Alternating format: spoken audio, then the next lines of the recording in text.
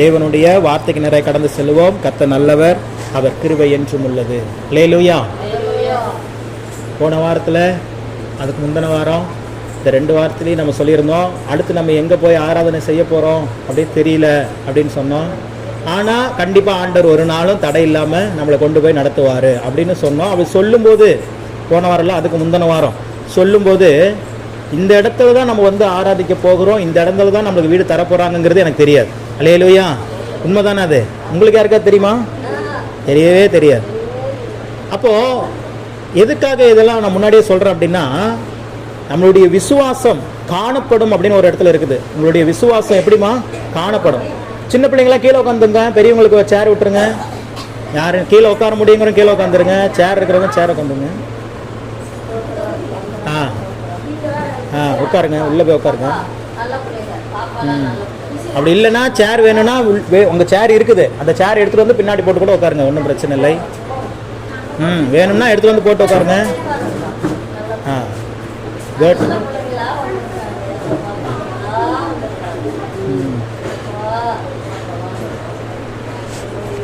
ஆமாம், பிள்ளைகள் எல்லாம் வளரும்போது நல்ல பிள்ளைகள் தான். அது நல்லவனாவதும் கெட்டவனாவதும் பாட்டு தெரியுமா? சொல்லுங்க. பிள்ளைகள் எல்லாம் நல்லவர்கள் தான் மண்ணில் பிறக்கையிலே, அது நல்லவனாவதும் கெட்டவனாவதும் அன்னை வளர்ப்பின் இல்லை. ஏன் அப்பா விட்டாங்கன்னு தெரியல, நல்ல வேளை தப்பிச்சோம். அல்லேலூயா. அன்னை வளர்ப்பில் தான் ஒரு குழந்தை நல்லவனாக மாறுறது கெட்டவனாக மாறுறது இருக்குது. சரி, பரவாயில்ல. கர்த்தர் நல்லவர், அவர் கிருபை என்றும் உள்ளது. கவனிங்க. இப்போது போன வாரத்தை விட்டுருங்க, போன வாரம் நமக்கு தெரியும். அதுக்கு முந்தின வாரத்தினுடைய மனநிலை எப்படி இருக்குது அப்படின்னா, நம்மளுக்கு இந்த அழுந்தலைப்பூரில் சொந்தம் பந்தம் யாராக இருக்காங்களா? இல்லை. எனக்கு சேலம், மெர்சிக்கு ஆலம்பாக்கம், எங்கள் 2 பேர்த்துக்குமே சம்பந்தம் இல்லாத ஒரு ஊர் தான் இந்த அழுந்தலைப்பூர். இந்த அழுந்தலைப்பூருக்கு எப்படி வந்தோங்கிற கதை ஒரு பெரிய பெரிய கதை. அது ஒரு நாள் நான் சொல்கிறேன் சாட்சிகளை. ஆனால் தேவன் முன்குறித்திருந்தார். ஒரு குறிப்பிட்ட ஒரு சுச்சுவேஷனில் மெர்சி சம்பந்தம், மெர்சியோட வீடு திருச்சி அப்படிங்கிறதுனால மெர்சிக்கு பக்கமாக இருக்கிற மாதிரி ஒரு ஊரில் டிரான்ஸ்ஃபர் வாங்கிட்டு போகலாம் அப்படின்னு சொல்லி கேட்டோம். அப்போ நாங்கள் ரொம்ப அதிகமாக எதிர்பார்த்தது இந்த புள்ளம்பாடிங்கிற அந்த ஊரில் இருக்கிற ஆஸ்பத்திரியில் தான் வேலை வேணும். ஏன்னா அது மெர்சி வீட்டுக்கு ரொம்ப பக்கம் அப்படிங்கிறதுனால அதில் கிடைக்குன்னு சொல்லிட்டு நாங்கள் அப்ளை பண்ணும்போது அவங்க ஒரு 3 ஊர் கொடுத்தாங்க. இந்த 3 ஊரில் மட்டும்தான் வேக்கன்சி இருக்குது, வேறு எந்த ஊர்லேயும் இல்லைன்னு சொன்னாங்க. ஒன்று கரியமாணிக்கமாக என்னமோ ஒரு ஊர் அந்த பக்கம் அரியலூரில், இன்னொரு ஊரும் அரியலூர் பக்கத்திலே தான். ஒரு ஊர் மட்டும் அழுந்தலைப்பூர்னு வந்துச்சு. அப்போ இந்த 3 ஊரை நான் கூகுளில் போட்டு சர்ச் பண்ணுறேன். ஆலம்பாக்கம் டு அரியலூர் எத்தனை கிலோமீட்ரு, ஆலம்பாக்கம் டு அந்த மற்ற 2 ஊர் எத்தனை கிலோமீட்டருன்னு கணக்கு பார்க்கும்போது அழுந்தலைப்பூர் தான் ரொம்ப கம்மியாக கிலோமீட்டர் இருந்துச்சு. அப்படி தான் சூஸ் பண்ணி வந்தோம் அழுந்தலைப்பூரில். அலையிலும் ஆண்டவர் திடீர்னு ஒரு நாள் வெளிப்பட்டு, அழுந்தலைப்பூர்னு ஒரு ஊர் இருக்குது, அங்கே உங்களை குடும்பமாக ஊழியத்துக்குன்னு அனுப்ப போகிறோம், அங்கே போய் மக்கள் எல்லாம் ஆதாயப்படுத்துங்கன்னு சொல்லிலாம் எங்களை அனுப்பலை. ஒரு ஆக்சிடென்டெல்லாம் கிலோமீட்டர் பக்கமாக இருக்குதுன்னு வந்த ஊர் தான் இந்த ஊர். அல்லேலூயா. இப்போ இதெல்லாம் இன்னைக்கு நான் நினச்சி பார்க்குறேன். அப்போ ஆண்டவர் ஒரு வசனம் இருக்குது, நயங்காட்டி அழைத்து வருகிறவராம். நயங்காட்டி அழைத்து வருவனா, பிள்ளைகளை ஸ்கூலுக்கு போகும்போது எப்படி அனுப்பிச்சோம்னா, வா உனக்கு மிட்டாய் வாங்கி தரான், போகும்போது மிட்டாய் வாங்கிக்கிட்டு அப்படியே போயிடலாம் அப்படின்னு சொல்லிட்டு மிட்டாய் வாங்கிட்டு மிட்டாயும் வாங்கி கொடுத்துட்டு ஸ்கூலில் போய் விட்டுருவாங்க. பார்த்தீங்களா பிள்ளைகளை? அது மாதிரி ஆண்டவர் ஒரு இடத்துல ஒரு குறிப்பிட்ட ஜனத்தின் மேலே அவருடைய தரிசனத்தை வைத்து விட்டால் எங்களை போன்ற ஆள்களை இப்படி நயங்காட்டி அழைத்து வருவார். பாரு, அதெல்லாம் ரொம்ப தூரம், அழுந்தலைப்பூர் ரொம்ப பக்கம், அதனால் அழுந்தலைப்பூர் போ அப்படின்னு சொல்லி அனுப்பி வைக்கிறாங்க. அப்போ நான் இங்கே வர்றதுக்கு முன்னாடியே மெர்சியோடைய அம்மாவையும் அவங்க மாமாவையும் இந்த ஊர் எப்படி இருக்குதுன்னு போய் பார்த்துட்டு வர சொல்கிறோம். அந்த மோசே கானான் தேசத்தை போய் வேவு பார்க்க அனுப்புன மாதிரி அனுப்பி வந்தாங்க. பார்த்துட்டு சூப்பரான ரிப்போர்ட் கொடுத்தாங்க. அது என்ன ஊரா, அது போகுது போய்கிட்டே இருக்குது, ஊரே வந்த பாடு இல்லை அப்படின்ட்டாங்க. அப்படி ஒரு ஊர், அந்த ஊருக்கு தான் நீ போய் ஆகணுமா அப்படின்ட்டாங்க. வேறு வழி இல்லை, சரி அதான் பக்கமாக இருக்குது அப்படின்னு சொல்லிட்டு அப்படி ஒரு சூழலில் வந்தோம் அழுந்தலைப்பூர். அவன் வரும்போதெல்லாம் ஜாகின்லாம் பிறக்கவே இல்லை. ஜாகின்லாம் இங்கே வந்த பிறகு தான் பிறந்தான். அப்போது மாதமாக இருக்கும்போது, மெர்சி மாதமாக இருக்கும்போது தான் நாங்கள் இங்கே வரோம். அப்போ கொரோனா டைமு, லாரியில் வரோம். ஏன்னா எங்கேயுமே பஸ்ஸெல்லாம் கிடையாது. அதுக்கும் பாஸ்லாம் வாங்கிட்டு தான் வரணும். அதெல்லாம் தெரியுமா, ஞாபகம் இருக்குதா உங்களுக்கு? ஆமாம், பாஸில் ஒரு டெம்போவில் பொருள்லாம் ஏற்றிக்கிட்டு மாதமாகிற பிள்ளையை கூட்டிக்கிட்டு நான் வரேன். சேலத்திலிருந்து திருச்சிக்கு இங்கே வந்துட்டு அழுந்தலைப்பூர் சேர்றோம். வந்த இடத்துல எப்படி இருந்துச்சு? அப்படியே போய் தொட்டிங்கன்னா இப்படி போய் அந்த ஹாஸ்பிட்டலோடைய அந்த இதை தொட்டிங்கன்னா அப்படியே உதிரும். அந்த மாதிரி இருக்கும், பயமாக இருக்கும். கொசு கடி பூச்சி சுற்றியும் பாம்பாக தான் இருக்கும். பாம்புக்கு நடுவில் தான் நாங்கள் வாழ்ந்துட்டு இருந்தோம் ரொம்ப நாளாக அங்கே. அல்லேலூயா. டெய்லி ஒரு பாம்பு ஓடிட்டே இருக்கும், முன்னாடி போகும் பின்னாடி போகும். பாம்பை பார்த்து பார்த்து இப்போ பாம்பு மேலே பயமே இல்லாமல் போயிடுச்சு. ஏதாவது ஒரு பொருளை வந்து பார்த்தீங்கன்னா நீங்கள் ரொம்ப நாள் கழிச்சு பார்த்தீங்கன்னா தான் பயமாக இருக்கும். இப்போ பூனையை பார்த்தா பயமாக இருக்குதா, இல்லை ஒரு கற்பம்பூச்சி பார்த்தா பயமாக இருக்குதா? இல்லை அது மாதிரி ஆகிப்போச்சு. ஏன்னா டெய்லி ஒரு பாம்பை பிடிச்சி அடிச்சிட்டு இருப்பாங்க, டெய்லி ஒரு பாம்பு அப்படி இப்படின்னு போயிட்டு இருக்கோம். அதை பார்த்து பாம்பு அப்படின்னு சொன்னா கூட பாம்பு தானே, வேற என்ன, அதுக்கே எவ்வளோ பயப்படுற அப்படிங்கிற மாதிரி ஆகிப்போச்சு. இப்போ அப்படிப்பட்ட ஒரு சூழல் வாங்கினோம். தண்ணி இருக்காது, குடிக்கிறதுக்கு தண்ணி உப்பு தண்ணி அந்த பக்கம் இருக்கிற ஏரியில் போய் எடுக்கணும், நல்ல தண்ணி இங்கே இருக்கிற நம்ம குடி தண்ணியில் எடுக்கணும். வண்டியில் தான் 2 குடமா நானும் எங்கள் மாமாலாம் எடுத்து ஊற்றுவோம். இப்படிலாம் வந்து இந்த ஊழியத்தினுடைய பாதையில் இந்த 4 வருஷத்தில் இத்தனை காரியங்களை தாண்டி வர வேண்டிய சூழல். அப்போ எதற்காக இதுனா, தேவன் இந்த இடத்துல ஒரு முன்குறிப்பு வைத்திருக்கிறார். அல்லேலூயா. தேவன் இந்த இடத்துல ஒரு முன்குறிப்பு, இந்த இடத்துல இருக்கிற ஜனங்கள் ஆசீர்வதிக்கப்படணும். இங்க இருக்கிற ஜனங்கள் வியாதிகளோடு இருக்கிறாங்க, பலவீனத்தோடு இருக்கிறாங்க, குடும்பத்துல கஷ்டத்தோடு இருக்கிறாங்க, குடும்பத்துல பிரச்சனைகளோடு இருக்கிறாங்க. அவங்களை எல்லாரையும் ஆண்டவருடைய அன்பை சொல்லி அவங்கள விடுவிக்கணும், அவங்கள சமாதானத்துக்குள்ள கொண்டு வரணும், சந்தோஷத்துக்குள்ள கொண்டு வரணும், பரிசுத்தத்துக்குள்ள கொண்டு வரணும், ஐஸ்வர்யத்துக்குள்ள தேவன் விரும்புகிற செழிப்புக்குள்ள கொண்டு வரணும்னு சொல்லி தான் தேவன் எங்களை அழைத்து வந்தார். அல்லேலூயா. அப்போ பயங்கரமான தடைகள், பாத்ரூம் போக கூட தண்ணி இருக்காது, பாத்ரூமே இருக்காது, அப்புறம் எங்க தண்ணி? அப்படித்தான் இருக்கும் சூழல் எல்லாம். அப்புறம் எல்லாம் ஆண்டவர் படிப்படியா ஒவ்வொரு காரியங்களும் எங்களுக்கு சாதகமாக வாய்க்க பண்ணினார். இந்த இவ்வளோ நெருக்கடியின் மத்தியிலும் தேவனுடைய ஊழியத்தை இருந்து செய்யணுமா? பஸ் இருக்காது. சேலத்துக்கெல்லாம் போயிட்டு வந்துட்டோம்னா அந்த கடைசி அந்த 9:30 பஸ் பாடாறுல பிடிக்கிறதுக்கு அப்படியே வரணும், வேகமாக வரணும். பஸ்ஸுக்கார எங்கேயா நிப்பாட்டினா கூட நம்மளுக்கு படப்படப்பட்டு இருக்கு. ஏன்னா அந்த ஒரு பஸ் விட்டுட்டோம்னா வேற பஸ் இல்லை இங்கே வர்றதுக்கு. இப்போ இருக்கிற பஸ் அரியலூர்ல மற்ற இடம்லாம் புள்ளம்பாட்டில் 24 ஹவர்ஸ் பஸ் இருக்கும், 1 மணி நேரத்துக்கு ஒரு பஸ்ஸாக இருக்கும். ஆனால் அழுந்தலிப்பூர்ல இருக்கும்போது பஸ் கிடையாது. எங்கே போனாலும் எங்கே தங்கினாலும் பஸ் ஞாபகம் தான் நம்மளுக்கு இருக்கும். கரெக்ட் டைமுக்கு போனால் திருப்பி ரிட்டர்ன் வரணும். இப்படி பல விதமான இதெல்லாம் வார்த்தையில் சொல்லிடலாம். ஆனால் அதெல்லாம் அதன் வழியாய் அது வழியாக வரும்போது தான் அதில் இருக்கிற வேதனை என்ன, அதில் இருக்கிற பிரச்சனைகள் என்னங்கிறது நமக்கு தெரிய வரும். அல்லேலூயா. அப்படி பலவிதமான சூழல்கள் மத்தியில் இந்த ஊழியத்தை ஆண்டவர் செய்தார்.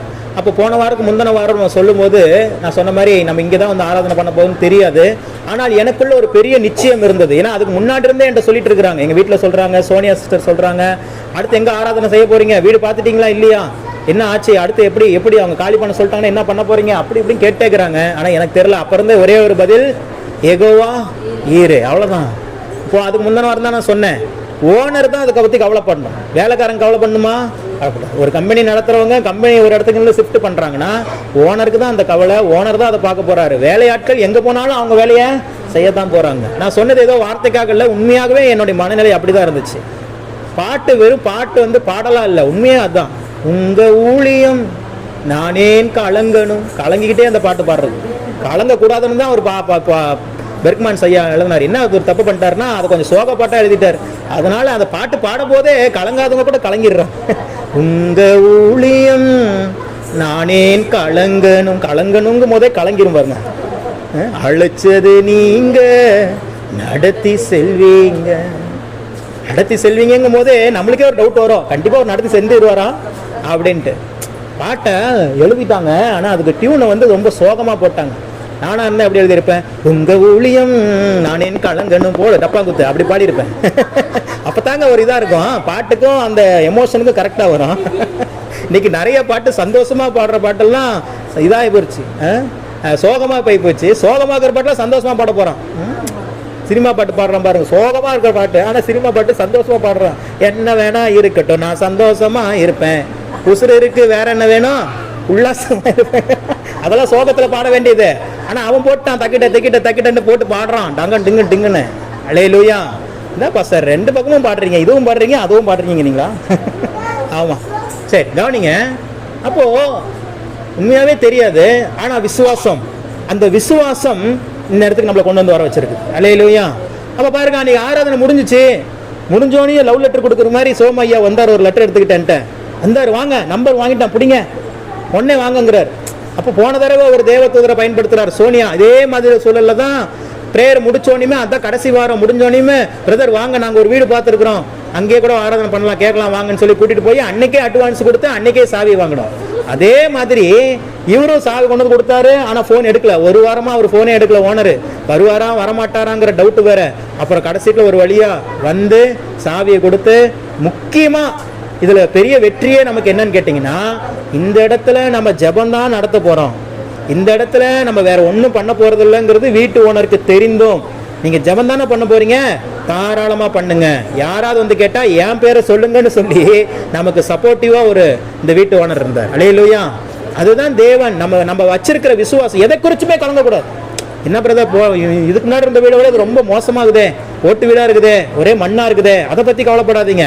நம்ம சந்தோஷமா இந்த இடத்துல ஆராதனை செய்வதற்கு தேவன் உதவி செய்திருக்கிறார் பாருங்க. இந்த கிராமத்துல இருந்து எவ்வளவோ இந்த கிராமத்துல வந்து விதைச்சாச்சு. தேவனுடைய ஊழியத்துக்காக கண்ணீரின் ஜபங்கள் விதைக்கப்பட்டிருக்குது, பணங்கள் விதைக்கப்பட்டிருக்குது. ஒரு வாரம்லாம் இங்க இருந்து ரிட்டர்ன் நான் வீட்டுக்கு போறதுக்கு 700 ரூபா பெட்ரோல் அடிச்சுட்டு வண்டிக்கு போனேன். இப்பதான் ரீசெண்டா. ஏன்னா வண்டியில பெட்ரோல் லீக்கேஜ் ஆகி போச்சு. எவ்வளவு பெட்ரோல் ஊத்தினாலும் கொஞ்சம் தூரம் போது, மற்றதெல்லாம் லீக் ஆகி வண்டி நின்றுது. 2 வாட்டர் பாட்டில் பெட்ரோல், 2 அங்கங்க, இங்க ஒரு 2 லிட்டரு, கரட்டபங்கத்துல ஒரு 2 லிட்டரு, கூத்தூர்ல ஒரு 2 லிட்டரு, 3 இடத்துல 2 லிட்டரு வாங்கி வண்டி எங்க நிக்குதோ அங்க ஊத்தி ஊத்தி ஊத்தி ஊத்தி அன்னைக்கு ஒரு நாள் மட்டும் இங்க இருந்து ரிட்டர்ன் போறதுக்கு மட்டும் 700 ரூபா செலவு பண்ணி போனோம். அல்லேலூயா. இதெல்லாம் எதுக்காக பிரதர்? அவருக்காக பிரதர். அல்லேலூயா. இதெல்லாம் எதுக்காக? அவருக்காக. அவ்வளவுதான். இதுல நமக்கு என்ன லாபம் இருக்குது? லாபங்கள்னு ஒண்ணும் இல்லை. ஆனால் தேவனுடைய அந்த வார்த்தை, இங்க இத்தனை பேர் வந்திருக்கிறீங்க, 20 பேர் 30 பேர் இங்க இருக்கிறோம்னா, இந்த 20 பேர் வந்த வண்ணமாக இல்லை, இங்க இருந்து ரிட்டர்ன் போகும்போது ஆவியில, ஆத்துமாவில, சரீரத்துல ஒரு விடுதலையோடு கடந்து செல்வீங்கல்ல, அதுக்காக தான் இதெல்லாம், வேற ஒண்ணுமே இல்லை. அல்லேலூயா. அந்த ஆண்டவர் தருகிற அந்த இலவசமான அந்த விடுதலை, ஆண்டவர் தருகிற அந்த இலவசமான சமாதானம். நான் அடிக்கடி சொல்லுவேன், இந்த இடத்துல மதத்தை போதிப்பது இல்லை. மதம், கிறிஸ்தவம்ங்கிறது ஒரு மதமே கிடையாது, அன்பின் மார்க்கம். இந்த இடத்துல ஒரு தகப்பன், ஒரு பிள்ளை அப்படிங்கிற அந்த இடப்பட்ட அந்த உறவை குறித்து பேசுவது. அதற்காக தான் இந்த சபை, அதற்காக தான் ஆண்டவருடைய வார்த்தை. அல்லேலூயா. இன்னைக்கு ஆண்டவர் இந்த இடத்துல நம்ம கொண்டு வந்திருக்கிறது மிகுந்த மகிழ்ச்சி. இந்த இடத்த எடுத்துட்டோம், ஆனால் இந்த இடத்த கிளீன் பண்ணணும், இந்த ஃபேனு லைட்டெல்லாம் இல்லை, அதெல்லாம் நம்ம தான் வாங்கணும். இதெல்லாம் வாங்கி செய்யறதுக்கெல்லாம் பயங்கர கஷ்டம். ஒவ்வொரு டைமும் அரியலூர்ல இருந்து இங்கே வரணும், வந்துட்டு எல்லாம் போய் திருப்பி புள்ளமாட்டில் பொருள்லாம் வாங்கிட்டு வந்து கொடுக்கணும், செய்யணும். அதுக்கும் தேவன் நமக்கு வாசலை திறந்து கொடுத்து, மனிதர்களுடைய ஒத்தாசை ஏற்படுத்தி கொடுத்து, சோமையா, சரசம்மா, அதே மாதிரி அந்த சிஸ்டர், அவங்க பேர் என்னது, அமிர்தவல்லி சிஸ்டர், இவங்கெல்லாம் நம்மளுக்கு உதவி செஞ்சாங்க. உதவி செஞ்சு நம்ம இல்லைனா கூட, இந்த இடத்துல இல்லைனா கூட இந்த வேலையெல்லாம் ரொம்ப நீட் பண்ணி எல்லாமே நம்மளுக்கு இன்னைக்கு ஆராதனை தடையில்லாமல் நடப்பதற்கு ஒத்துழைப்பு கொடுத்துருக்குறாங்க. இதெல்லாம் மனுஷங்களால முடியுமா? முடியாது. 500 ரூபா தரேன் வந்து செய்யணும் கூட இந்த காலத்தில் யாரும் வந்து என்ன பண்ண மாட்டாங்க, செய்ய மாட்டாங்க. தேவன் ஒரு மனிதனுடைய இருதயத்தில் ஏவவில்லை என்று சொன்னால் ஒருத்தர் உங்களுக்கு உதவி செய்ய முடியாது. எழுதி வச்சுக்கோங்க. ஒருத்தர் உங்களுக்கு உதவி செய்யணும்னு நினைச்சா அது தேவனால மாத்திரம்தான். தேவன் அந்த மனசுல பேசணும். நம்ம ஏன் போய் செய்யணும்? சொல்லுவாங்கல்ல, நீ எத்தனை லட்சம் கொடுத்தாலும் நான் அந்த வேலையை செய்யவே மாட்டேன் அப்படின்பா. அந்த மாதிரியான மக்கள் வாழ்ந்து கொண்டிருக்கிற ஒரு மக்கள் மத்தியில் நம்ம இருக்கிறோம். அப்ப தேவன் நமக்கென்று இப்படி ஒரு ஒத்தாசை ஏற்படுத்தி கொடுக்கிறார் என்று சொன்னால் அதுக்கு காரணம் தேவனுடைய ஊழியம் இது. அல்லேலூயா. தேவனுடைய ஊழியம் இந்த இடத்துல ஸ்தாபிக்கப்பட்டிருக்கிறது. தேவனுடைய ராஜ்யம் இந்த இடத்துல ஸ்தாபிக்கப்பட்டிருக்கிறது. அதனால இதை ஒருவரால் என்ன பண்ண முடியாது, தடை செய்ய முடியாது. மனிதர்கள் தடை செஞ்சு பார்த்தாங்க, முடியல. பிசாசு தடை செஞ்சு பார்த்துச்சு, முடியல.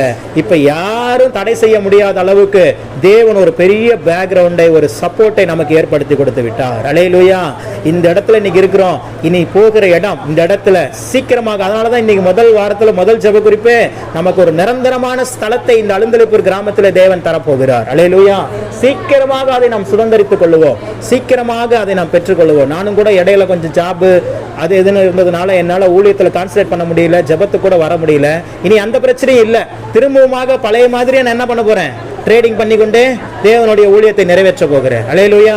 அதனால இனி கான்சென்ட்ரேஷன் ஃபுல்லா முழுக்க முழுக்க ஊழியத்தின் மீது இருக்கும். தேவன் பார்த்து கொள்வார். என்கிட்ட எப்பவுமே பதில் இருக்குது, அதனால கவலைப்பட வேண்டியதே இல்லை. எதை குறித்தும், மனைவி குறித்து, பிள்ளைகளை குறித்து, பிள்ளைகளுடைய எதிர்காலத்தை குறித்து, ஊழியத்தை குறித்து, ஊழியத்துடைய எதிர்காலத்தை குறித்து, சபையை குறித்து, என்னை குறித்து, என்னுடைய தனிப்பட்ட ஜீவியத்தை குறித்து, எல்லாவற்றுக்கும் ஒரே பதில் தான். அவ்வளவுதான். சொல்லுங்க, யெகோவா ஈரே. நீங்கள் பழகுங்க. உங்களுக்கு முன்னாடி இன்னைக்கு விசுவாசத்தில் நான் செஞ்சு காட்டுறேன் அப்படின்னா, இன்னைக்கு என்னுடைய ஒரு மனிதனுடைய விசுவாசத்தை தேவன் இவ்வளவு கனப்படுத்துறாருன்னா, நீங்கள் இங்கே இருக்கிற ஒவ்வொருவரும் உங்கள் தனிப்பட்ட வாழ்க்கையில் உங்கள் கணவருக்காக, உங்கள் பிள்ளைகளுக்காக, உங்கள் குடும்பத்திற்காக, நீங்கள் செய்கிற வேலைக்காக நீங்கள் விசுவாசிக்க விசுவாசிக்க விசுவாசிக்க தேவனுடைய மகிமையை காண்டே தீருவீங்க. அல்லேலூயா. தேவனுடைய அதான் வசனம் சொல்றது, நீ விசுவாசித்தால் தேவனுடைய மகிமையை விசுவாசிக்கலன்னா பார்க்க முடியாது. விசுவாசிச்சாதான் தேவனுடைய மகிமை என்ன பண்ண முடியும், பார்க்க முடியும். பாருங்க, மெர்சிக்கு இப்படி ஒரு ஆப்பர்ச்சுனிட்டியே அப்படியே ஆப்ப மாதிரி கிடைச்சிருக்குது. அல்லேலூயா. ஞாயிற்றுக்கிழமை லீவ் வாங்குறது ரொம்ப பெரிய விஷயம். தேடி வந்து கொடுக்குறாங்க பாத்தீங்களா. அதாங்க வசனம் நிறைவேறுதுல. கர்த்தர் உங்கள் மேய்ப்பரா இருந்தா நன்மையும் கிருபையும் உங்களை தொடரும், உங்ககிட்ட வந்து சேரும். நீங்க எதையும் தொடர்ந்து போய் வாங்க வேண்டியது இல்ல. எனக்கே இவ்வளவு நாளா தெரியாது, இப்பதான் தெரியும். அதாவது டியூட்டி மாறிடுச்சுன்னு தெரியும், ஆனா அந்த டியூட்டிக்கு பின்னாடி இவ்வளவு பெனிஃபிட்ஸ் இருக்குதுங்கிறதெல்லாம் தெரியாது. பாருங்க, நைட் டியூட்டி கிடையாது, ஞாயிற்றுக்கிழமை லீவு. நீங்க ஞாயிற்றுக்கிழமை போய் லீவு கேட்க வேண்டிய அவசியமே இல்லை. ஞாயிற்றுக்கிழமை கம்பல்சரி லீவு. நான் நினைக்கிறேன் ஏசப்பா சித்தமானா கண்டிப்பா இதே டியூட்டியே மெர்சிக்கு நிரந்தரம் ஆவதாக. அல்லேலூயா. எந்த சண்டேவும் யார்ட்டையும் போய் கையேந்த வேண்டியது, லீவுக்காக கையேந்த வேண்டிய அவசியமே இல்லை. ஆண்டவர் பாருங்க, அதான் சொல்றேன், நீங்க தேவனுக்கு பிரியமா வாழ்ந்து ஒரு சில கஷ்டங்கள் எல்லாம் அனுபவிச்சு ஒரு சில பாதைகள் எல்லாம் கொஞ்சம் பொறுத்துக்கிட்டு நின்னுட்டீங்கன்னா அதுக்கப்புறம் நன்மையும் கிருபையும் உங்களை தொடர ஆரம்பிச்சிடும். நீங்க என்னென்னலாம் விரும்புனீங்களோ அதெல்லாம் கொடுக்க ஆரம்பிச்சிருவார். நீங்க என்னென்ன ஆசீர்வாதங்கள் எல்லாம் தேடி போனீங்களோ ஒரு காலத்துல அதெல்லாம் உங்களை தேடி வர ஆரம்பிச்சிடும். அல்லேலூயா. நான் ரொம்ப சந்தோஷப்படுறேன். என்னையும் சரி, என் மனைவியும் சரி, எங்களுடைய விசுவாசத்தை தேவன் இவ்வளவாய் கனப்படுத்துகிறார். இதை தாண்டி உங்க எல்லாருடைய ஜெபம், அம்மாவுடைய ஜெபம், பவித்ராவுடைய ஜெபம், இங்க இருக்கிற அம்மா அப்பா, அவங்க ரேணுகா சிஸ்டர் முந்தா நேத்து கூட அவங்க கிட்ட பேசினேன். அவங்க எப்போதும் நம்ம நினைவாவே, நம்ம ஊழியத்தை நினைவாவே இருக்கிற ஒரு நல்ல ஒரு சகோதரி. போன வாரம் சாந்தி சிஸ்டர் வந்திருந்தாங்க, அஜோங் பிரதர் வந்திருந்தாங்க. இப்படி நமக்கு ஜெபிப்பதற்காக பேக்ரவுண்ட்ல இவ்வளோ பேர் கிரியை செய்யறதுனால தேவன் இந்த ஊழியத்தை இன்னும் ஸ்ட்ராங் படுத்துறார். அல்லேலூயா. அது ரொம்ப முக்கியம். ஊழியக்காரனும் ஊழியக்கார குடும்பம் மாத்திரம் ஜெபித்தால் பத்தாது. மோகன் சி லாசரஸ் அடிக்கடி சொல்லுவார், இன்னைக்கு நாங்க இந்த அளவுக்கு நல்ல ஊழியத்தை செய்யறோம், இயேசு விடுக்கிறார் ஊழியம் இந்த அளவுக்கு வளர்ந்திருக்கிறதுனா ஏதோ மோகன் சி லாசரஸாலையும் மோகன் சி லாசரஸ் குடும்பத்தாலையும் மாத்திரம் அல்ல, எனக்காக இந்த ஊழியத்துக்காக ஒரு கூட்ட ஜனம் எப்பொழுதும் ஜெபித்து கொண்டே இருக்கிறது. அல்லேலூயா. 24 மணி நேரம் அவர் செட் பண்ணிருக்காரு பாருங்க. எப்படி தெரியுங்களாங்க, 8 மணி நேரம் ஒவ்வொரு டீம். ஒவ்வொரு டீமுக்கு 10 பேர், குறைஞ்சது 10 பேர் 12 பேருக்கு பிரிச்சிடுறாரு. காலையில 6 மணில இருந்து மதியானம் 2 மணி வரைக்கும் ஜெபம், ஊழியத்துக்காக, அண்ணனுக்காக, அண்ணனுடைய குடும்பத்துக்காக ஜெபம். 2 மணிக்கு மேல அவங்க வீட்டுக்கு போயிடலாம், மத்த அவங்க ஒர்க்க பார்க்கலாம். 2 மணில இருந்து 10 மணி வரைக்கும் இன்னொரு டீம் ஜெபம், 12 மணி நேரம். அந்த 12 பேர் சேர்ந்து ஜெபம். இவங்களும் அதே மாதிரி மதியானம் 2 மணிக்கு ஆரம்பிச்சு 10 மணி வரைக்கும் முழுக்க இயேசு விடுக்கிறார் ஊழியங்களுக்காக, அண்ணனுக்காக, குடும்பத்துக்காக, அவர் செய்கிற ஊழியங்களுக்காக, தரிசனங்களுக்காக ஜெபிக்கிறாங்க. 10 மணிக்கு அவங்க முடிஞ்சோனையும் 10 மணில இருந்து திருப்பி விடிய கால 6 மணி வரைக்கும் முழு இரவு ஜெபம் டெய்லியும் நடக்குதாங்க. அல்லேலூயா. திருப்பி ஒரு 12 பேர் சேர்ந்து என்ன பண்றாங்க, 10 மணில இருந்து 6 மணி வரைக்கும் நைட்டு ஃபுல்லா ஜெபிக்கிறாங்க. அப்ப பாருங்க, பரலோகத்தினுடைய கணக்குப்படி 24 மணி நேரமும் இயேசு விடுவிக்கிறார் ஊழியத்திற்காக, மோகன் சி லாசரஸ் அண்ணனுக்காக, அவருடைய உடன் ஊழியர்களுக்காக ஜெபம் நடந்து கொண்டே இருக்கிறது. அதுதான் அவங்க ஊழியத்தினுடைய பெரிய சக்சஸ். அல்லேலூயா. எப்படி முடிச்சிருக்காரு பாத்தீங்களா. நம்மளும் சீக்கிரமா அப்படி செய்ய போறோம். நம்ம ரெகுலரா பண்ணிட்டு இருக்கிறோம். புதன்கிழமைனா 24 மணி நேரம் சங்கிலி தொடர் மன்றாடு ஜெபம்னு சொல்லி ஆன்லைன்ல நடத்திட்டு இருக்கிறோம். அது தேசத்துக்காக ஒவ்வொருத்தரும் குறிப்பிட்ட டைம். அதெல்லாம் ரெகுலரா பண்ற மாதிரி தெரியல. ஆனா ஜெப குறிப்பு மட்டும் எங்க குரூப்ல போட்டுருவாங்க. ஆனா ஜெபம் பண்ற மாதிரிங்கிறது தெரியல. ஆனா அதெல்லாம் இனிமே சரிப்படுத்தி அதெல்லாம் கரெக்டா ஒழுங்குபடுத்தி உங்களுக்குன்னு ஜெபிக்கிற உங்களுக்கு ஒரு ரகசியத்தை சொல்லிக் கொடுக்குறேன். நீங்களும் உங்க பிள்ளைகளும் உங்க குடும்பமும் சமாதானமாய் சந்தோஷமாய் தேவ பிரசன்னத்துக்குள்ள எந்த விதமான சத்துனுடைய கிரியைகளும் உள்ள வராதபடிக்கு நீங்கள் பாதுகாப்பா இருக்கணும்னா உங்களுக்காக ஒரு 3 பேர் ஜெபிக்கிற மாதிரி ரெடி பண்ணிருங்க. உங்களுக்காக உண்மையா ஜெபிக்கிற ஒரு 3 பேர். அது என்ன பிரதர் 3? அதெல்லாம் ஆவிக்குரிய ரகசியம் போக சொல்லி கொடுக்குறேன். 3 பேர் உங்களுக்காக ஜெபிக்க. இப்ப ஆல்வின் இருக்கிறனா எனக்காக ஒரு 3 பேர் பாரப்பட்டு ஜெபிக்க. நான் சொல்லி ஜெபிக்க கூடாது. நான் சொல்லாமலே ஆல்வின் பிரதருக்காக ஒருத்தர் 3 பேர் ஜெபிக்கிறவங்க மட்டும் நான் செட் பண்ணிட்டேன்னு வச்சுக்கோங்களேன். எனக்கு அப்படிப்பட்ட ஒரு தேவனுடைய பாதுகாப்பு உண்டாகும். எந்த சத்துருவும் என்னை மேற்கொள்ள முடியாது. சத்துருக்கு கிரியைகள் வரலாம், போராடலாம், ஆனால் ஜெயம் என்னுடையதாகத்தான் இருக்கும். அல்லேலூயா. அது மாதிரி ஒவ்வொருத்தருக்கும் 3 பேர் ஜெபிக்கணும். பவித்ராக்காக 3 பேர் ஜெபிக்கிறவங்க இருக்கணும். மெர்சிக்காக ஜெபிக்கிறவங்க இருக்கணும். பெத்தாயம்மாக்காக 3 பேர் ஜெபிக்க. மினிமம் நான் சொல்றேன், குறைஞ்சது 3 பேரை நீங்க செட் பண்ணிடணும். அப்படி மட்டும் நீங்க ரெடி பண்ணிட்டீங்கன்னா உங்க வாழ்க்கையில உங்க குடும்பத்துக்காக ஜெபிக்கிற ஒரு 3 பேர் ஈஸியா ரெடி பண்ணலாம். தெரியுமா? ஒரு 3 குடும்பம் இருக்கிறீங்கன்னு வச்சுக்கோங்க. இப்ப நான் இருக்கிறேன், பவித்ரா குடும்பம் இருக்குது, இன்னொரு பாப்பா ரூபா குடும்பம் இருக்குன்னு வச்சுக்கோங்க, ஒரு எக்ஸாம்பிள் 3 குடும்பம் இருக்குன்னு வச்சுக்கோங்களேன். இன்னொரு பெத்தாய் அம்மாவும் சேர்த்துக்குவோம், 4வது. அவங்க ஒரு தனி ஃபேமிலி, பவித்ரா சிஸ்டர் ஃபேமிலி, ரூபா ஃபேமிலி, மெர்சி ஃபேமிலி, 4 ஃபேமிலி இருக்குதுன்னா, இப்போ நமக்குள்ள ஒரு அக்ரிமெண்ட் என்னன்னா, மெர்சி ஃபேமிலிக்காக நீங்கள் 3 ஃபேமிலி கம்பல்சரி ஒரு நாளைக்கு 1 மணி நேரம் ஜெபம் பண்ணணும். ஓகே, பவித்ரா ஃபேமிலிக்காக நாங்கள் 3 ஃபேமிலி ஒரு நாளைக்கு 1 மணி நேரம் கம்பல்சரி ஜெபம். அப்போ இதை ஏற்படுத்துறது ரொம்ப எளிது. அதை செயல்முறைப்படுத்துவதற்கு தான் நம்மளுக்கு என்ன இல்லை, நேரம் இல்லை, அது எப்படி செய்யறதுன்னு தெரியல. ஆனால் இனிமே வருகிற நாட்களில் அப்படியெல்லாம் நம்ம செஞ்சு கொண்டு வரும்போது தான் அடுத்த கட்டத்திற்கு, அடுத்த உயர்வுக்கு தேவன் நம்மளை அழைத்து செல்ல முடியும். அல்லேலூயா. ஜெபம் இன்க்ரீஸ் ஆக ஜெபங்கிறது பலன். என்னது பலன்? எந்த அளவுக்கு ஒரு மனுஷனுடைய ஆயுட்காலம் எதை குறித்து எதை வைத்திருக்கிறது, அவன் எந்த அளவுக்கு பலனா இருக்கிறானோ அதை குறித்து தான் அவனுடைய ஆயுட்காலம் இருக்கு. அவனுடைய எலும்புகளுக்குள்ள சத்து இருக்குதா, நரம்புல சத்து இருக்குதா, சதைகள்ல சத்து இருக்குதா, எந்த அளவுக்கு அவன் பலமனா இருக்கிறானோ அந்த அளவுக்கு என்ன பண்ண முடியும், நல்லா வாழ்ந்து சுகித்திருக்க முடியும், நல்ல வேலைகளை செய்ய முடியும். அப்போ ஒவ்வொரு கிறிஸ்தவர்களுக்கும் பலன் எதுதான்? ஜெபம்.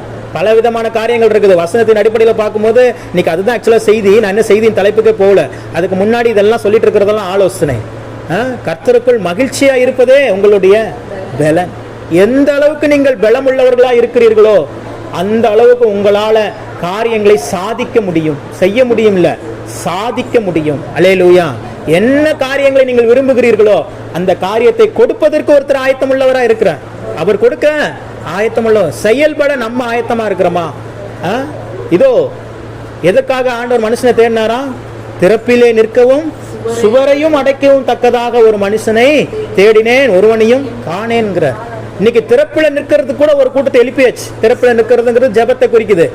சுவரை அடைப்பதற்கு யார் செய்ய போறா? சுவரை அடைப்பது என்பது செயல்படுவதற்கு உண்டான காரியம். அப்ப இன்னைக்கு ஜெபித்தால் மாத்திரம் போதுமா? எந்த அளவுக்கு ஜெபிக்கிறோமோ அந்த அளவுக்கு என்ன பண்ணணும், செயல்பட வேண்டும். இஸ்ரவேல் ஜனங்கள் ஜெபித்து கொண்டே தான் இருக்கிறாங்க, முறையிட்டு கொண்டே இருக்கிறாங்க. ஆண்டவர் கேட்கிறார், என்னிடத்தில் நீ முறையிடுகிறது என்ன? புறப்பட்டு போங்கள். புறப்பட்டு போங்கள்ங்கிறது எதை குறிக்குது? ஒரு செயலை குறிக்கிறது. அப்ப ஆண்டவர் ஒரு மனிதன், அவருக்கு முன்னாடி சொல்றாரு, மோசே, கர்த்தர் உங்களுக்காக யுத்தம் பண்ணுவார், நீங்கள் என்ன கடை, சும்மா கடை அமிதர் அப்படின்ட்டார். ஆண்டவர் பாக்குறாரு, ஏன்டா உனக்கு தப்பா இஸ்ரவேல் ஜனங்களை வழி நடத்துற மோசே, அமிதர், நீ அமிதர்ன்னு சொல்லிட்டு அடுத்துதான் தேவனுடைய வார்த்தை உண்டாகுது. நம்ம நினைச்சிட்டு இருக்கோம் அதுதான் தேவனுடைய வார்த்தை. கர்த்தர் உங்களுக்காக யுத்தம் பண்ணுவார், நீங்கள் சும்மா இருப்பீர்கள் என்பது தேவனுடைய வார்த்தை. நம்ம நினைக்கிறோம் அது மோசேயினுடைய வார்த்தை.